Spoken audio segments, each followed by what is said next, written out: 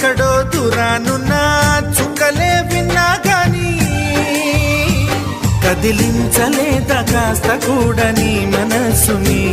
పరదాలు దాటి ఒక్కసారి పలకరించవేమి అందరినీ ఇలా వెంటపడి అడగాల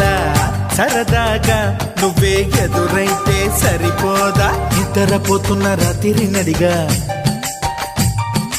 గుడ్డికి చేరిన గువ్వల నడిగా